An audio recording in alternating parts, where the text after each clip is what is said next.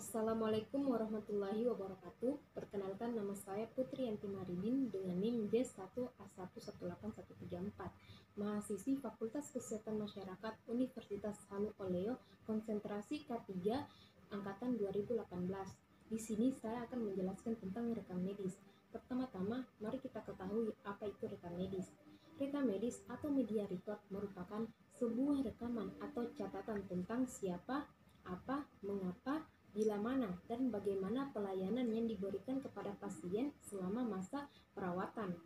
Rekam medis memuat pengetahuan mengenai pasien dan pelayanan yang diperoleh, dan juga memuat informasi yang cukup untuk mengidentifikasi pasien, membenarkan diagnosa dan pengobatan, serta merekam hasilnya. Menurut Permenkes nomor 269, rekam medis adalah berkas yang berisikan catatan dan dokumen tentang identifikasi pasien, pemeriksaan, pengobatan, tindakan, dan pelayanan lain yang telah diberikan kepada pasien. Menurut Undang-Undang Nomor 29 Tahun 2004, rekam medis adalah salah satu berkas yang berisikan catatan dan dokumen tentang identitas pasien, pemeriksaan, pengobatan, tindakan, dan penilaian lain yang telah diberikan kepada pasien. Sedangkan menurut Ikatan Dokter Indonesia, rekam medis ialah suatu rekaman dalam bentuk tulisan atau gambaran aktivitas pelayanan yang diberikan oleh pemberi pelayanan medik atau kesehatan kepada seorang pasien. Selanjutnya yaitu tujuan, kegunaan, dan manfaat rekam medis. Pertama-tama kita bahas yaitu tujuan dari rekam medis. Di antaranya yaitu pertama, administrasi, yaitu suatu berkas rekam medis memiliki nilai administrasi karena isinya menyangkut tindakan berdasarkan wewenang dan tanggung jawab sebagai tenaga medis dan paramedis dalam mencapai tujuan pelayanan kesehatan. Kedua, hukum. Suatu berkas rekam medis memiliki nilai hukum karena isinya menyangkut masalah adanya jaminan kepastian hukum atau dasar keadilan dalam rangka usaha menegakkan hukum serta penyediaan bahan bukti dan penegakan keadilan. Selanjutnya yaitu keuangan. Suatu berkas rekam medis memiliki nilai uang karena isinya menyangkut data dan informasi yang dapat digunakan dalam menghitung biaya pengobatan atau tindakan dalam perawatan. Selanjutnya yaitu penelitian. Suatu berkas rekam medis memiliki penelitian karena isinya menyangkut data atau informasi yang bisa digunakan dalam penelitian dan pengembangan ilmu pengetahuan dalam bidang kesehatan. Selanjutnya yaitu pendidikan. Suatu berkas medis memiliki nilai pendidikan karena isinya menyangkut data atau informasi mengenai perkembangan atau kronologis dan kegiatan pelayanan medis yang diberikan kepada pasien. Yang keenam atau yang terakhir yaitu dokumentasi. Suatu berkas rekam medis memiliki nilai dokumentasi karena isinya menyangkut sumber ingatan yang harus didokumentasikan dan digunakan sebagai bahan pertanggungjawaban. Kedua yaitu kegunaan rekam medis. Pertama, sebagai alat komunikasi antara dokter dan tenaga kesehatan lainnya yang ikut ambil dalam memberikan pelayanan, pengobatan, perawatan kepada pasien. Kedua, sebagai dasar untuk merencanakan pengobatan dan perawatan yang diberikan kepada pasien. Ketiga, sebagai bukti tertulis atas segala tindakan pelayanan, perkembangan penyakit, dan pengobatan kepada pasien selama berkunjung ke rumah sakit. Keempat, sebagai bahan untuk analisis, penelitian, dan evaluasi terhadap kualitas pelayanan yang diberikan kepada pasien. Yang kelima, melindungi kepentingan hukum bagi pasien, rumah sakit, dan juga dokter serta tenaga kesehatan lainnya. Yang keenam, menyediakan data khusus yang sangat berguna untuk keperluan penelitian dan pendidikan. Yang ketiga yaitu manfaat rekam medis. Pertama, pengobatan pasien. Rekam medis bermanfaat sebagai dasar dan petunjuk untuk merencanakan dan menganalisis penyakit, serta merencanakan pengobatan, perawatan, dan tindakan medis yang harus diberikan kepada pasien. Kedua, peningkatan kualitas pelayanan.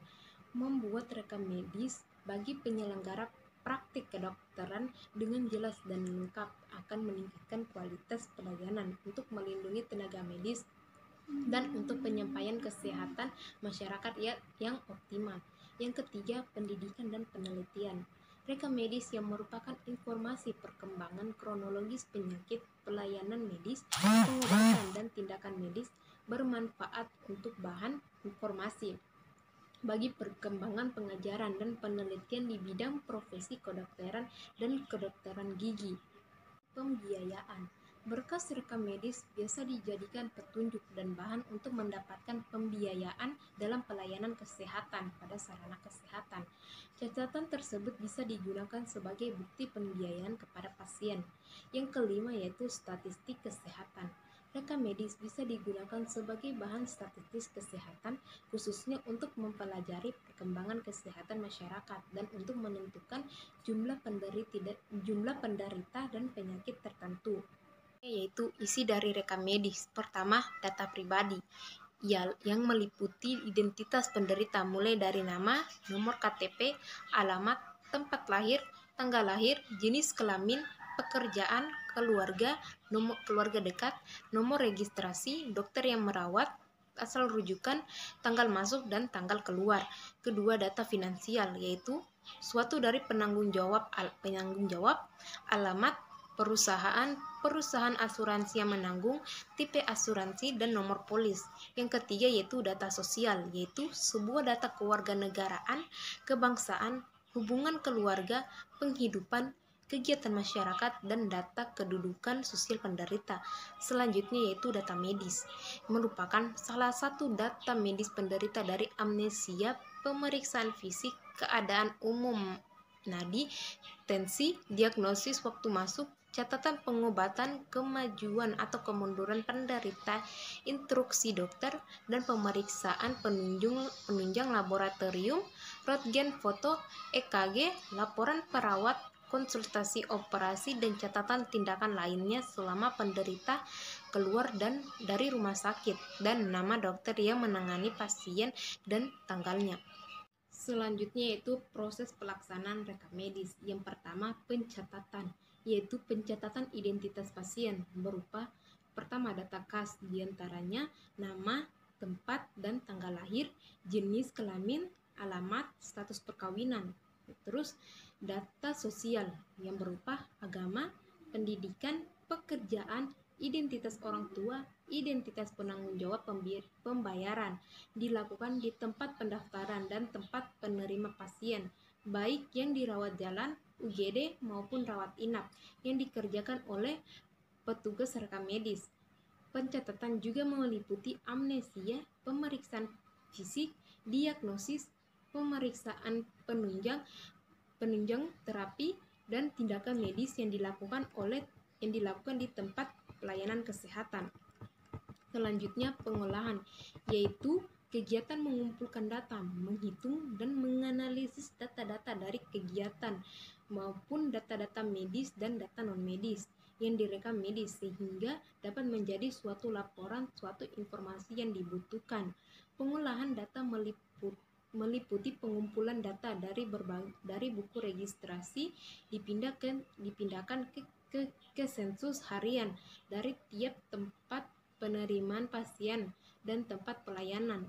Kemudian, berkas yang sudah lengkap dapat dilakukan pengolahan data atau coding, yaitu pemeriksaan kode penyakit diagnosis.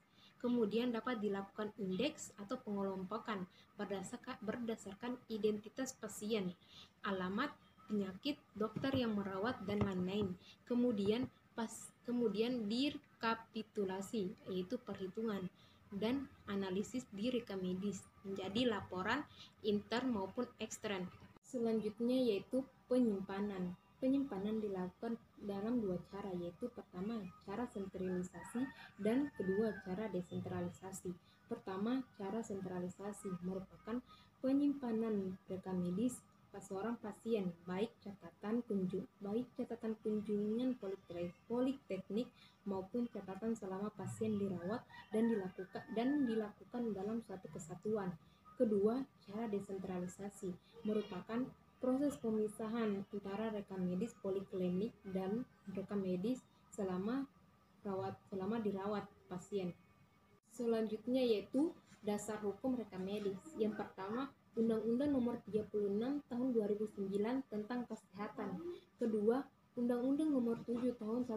71 tentang ketentuan-ketentuan pokok kearsipan. Ketiga, Keputusan Menteri Kesehatan Nomor 034 tentang perencanaan dan pemeliharaan rumah sakit, di mana antara lain disebutkan bahwa guna menunjang terselenggaranya rencana induk yang baik, maka setiap rumah sakit diwajibkan mempunyai dan merawat statistik yang go up to date. Kedua, membina rekam medis yang didasarkan ketentuan-ketentuan yang telah ditetapkan.